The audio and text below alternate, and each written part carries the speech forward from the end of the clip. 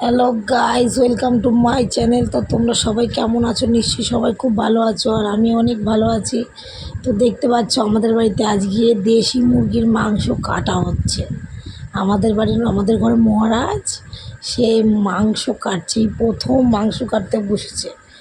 আসলে কি হয়েছে বলো তো? আসলে হচ্ছে গিয়ে আমরা সকালে আমার দুষ্টুর শরীরটা একটু খারাপ আছে, পায়ে খুব ব্যথা, ওর পায়ে ফোসকা মতো পড়েছে, তাই ওকে নিয়ে ডাক্তারের কাছে গেছিলাম।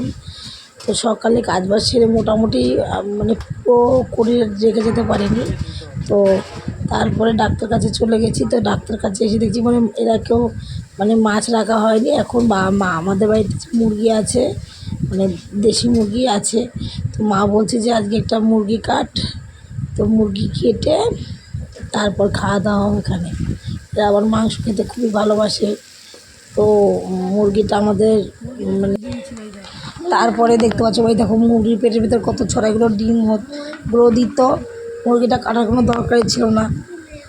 তো তারপরে দেখো আমি রান্না তো বসিয়ে দিয়েছি। আমাদের রিমা চাল বাচ্ছে, ধান মিলানো চাল যে কলে ভাঙিয়েছে, সেই কল থেকে পুরোপুরি ধানটা চালটা ভাঙানো হয়নি, ওর সাথে এখন অবধি ধান মিশে আছে, ওগুলো বাছতে হয়। তারপরেতে অনেক লেট হয়ে যায়। দেখো মাংসটা বসাচ্ছি, ওদিকে মোটামুটি রান্নাবান্না হয়েছে, তো অনেক লেট হয়ে গেছে। আমি অনেক বেলাতে এসেছি, তারপরে এসে আবার রান্নাঘরে ঢুকেছি। আর কি করব, কিছু করার নেই। মাঝে মাঝে ক্লান্ত হয়ে যাই, শরীর খারাপ হয়ে যায়। এ দেখো পেঁয়াজটা দিতে আমি ভুলে গিয়েছিলাম, তো আমার পাশে দিয়ে দিয়েছি। কী করব, মাথা হ্যাং করছিল, কোথা দিয়ে কী করব অত বেলায়, আর ভাল লাগছিল না, শরীরও খারাপ লাগছিল। অনেক লেট হয়ে গেছে। তারপর রিমা হাতে হাতে জোগাড় করে দিচ্ছিল। অন্যদিন মশলা আমরা শিলেই বাটি, মাংসের জন্য। তো কালকে এই ভিডিওটা ছিল কালকে, তো কালকে আর শিলে মশলা মাংসের জন্য বাটিনি, একদম মিক্সিতে রিমা করে নিয়ে এসছে সব কিছু।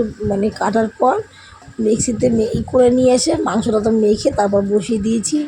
তো এই মাংস তো আবার কষানোর পর আবার প্রেশার কুকারে দিতে হবে, কেননা এই মাংস তো অনেকটাই শক্ত।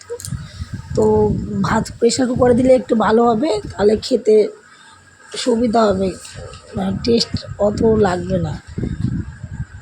তো এই মাংসটাই শুধুমাত্র এখন বাকি আছে, তাছাড়া সবই মোটামুটি রান্না হয়ে গেছে। তো দেখতে পাচ্ছ এই যে মাংস, এখনও অনেক দেরি লাগবে। দেখো মাংস সবে দিয়েছি, আমি তো কষিয়েই যাচ্ছি। আমাদের বাড়িতে বাবা আবার শিলনোড়ার বাটা ছাড়া অন্য কোনো মশলা খেতে চায় না, যে কোনো মশলাই শিলনোড়া বেটে তারপরে দিতে হয়, নাহলে খায় না। যদি হলুদটাও বেটে দিতে পারি তাহলে সেটাও ভালো। ওদের গুঁড়োও পছন্দ করে না। লঙ্কা, কাঁচা লঙ্কা খাই বেশি, আর শুকনো লঙ্কা বলতে গেলে অল্প দিয়ে। দেখো তরকারিটা আমার হয়ে গেছে, দেখো শাক হয়ে গেছে, ভাত হয়ে গেছে, এই তো মাংস আলু ভেজে রেখে দিয়েছি। আর তো আমি কষিয়ে যাচ্ছি। তো সেটাও ভালো হয় তার, নইলে সে পছন্দ করে না, বকাবকি করে, বাবা খুব রেগে যায়, বলে কী মশলা দিয়েছিস এরকম। এবার মাংস মোটামুটি কষানো হয়ে এসছে। তো এবার আমি প্রেশার কুকারে দিয়ে দেবো মাংসটা। প্রেশার কুকারে আলু দেওয়ার পর কিছুক্ষণ কষানোর পর তারপরে প্রেশার কুকারে দিয়ে কটা সিটি মারবো, তাহলেই হয়ে আসবে।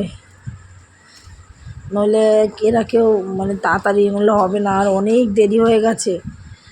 আমার অসহ্য লাগছিল, আমার এত কষ্ট হচ্ছে। আগুনের পাশে এত আগুনের তাপ বেরোয়, হেভি কষ্ট হয়। আর ওদিকে সবাই খাওয়ার জন্য হা হা করে রয়েছে। আমার ছেলে তখন চিল্লিয়ে যাচ্ছে, আর ও মাংস কষানো দেখলে আগে বলে মা মাংস দাও, মা মাংস দাও। তো আমি বলছি দাঁড়া, মাংস বাটি ধুয়ে তোর মাংস দিচ্ছি। তারপর ওর বাবাও চলে এসেছে, তার সাথে বলে 2 পিস দাও, দেখি আমি দুজনকে আমরা একটু খাই। আমি জিজ্ঞেস করছি, দেখো তো মাংসটা নরম হয়েছে নাকি সিদ্ধ হয়েছে নাকি ভালো মতন। তো বলছে আর একটু হবে। তো দুই বাবাটা দেখো বসে বসে মাংস খাচ্ছে, কষা মাংস। আগে রান্না করতে গেলে একদম বলে যে তুলে দাও, তো সবাই একটু টেস্ট করে রান্না যখন করি, তখন ও বলছে এই মাংসটা দিয়ে দাও, এটা হয়নি, একটু হবে। তো এই দেখো সবাই খেতে বসে পড়েছে, মাংসটা একদম সেই হয়েছে। প্রেশার কুকার আবার পরে দিয়েছিলাম, মা খাচ্ছে, ভাই খাচ্ছে, বাবা খাচ্ছে, আমাদেরও, আমার ছেলে, ঠাকুমা সবাই বসে পড়েছে। তো আজকের ভিডিওটা অবধি, টাটা, দেখাবো অন্য কোনো ভিডিওতে।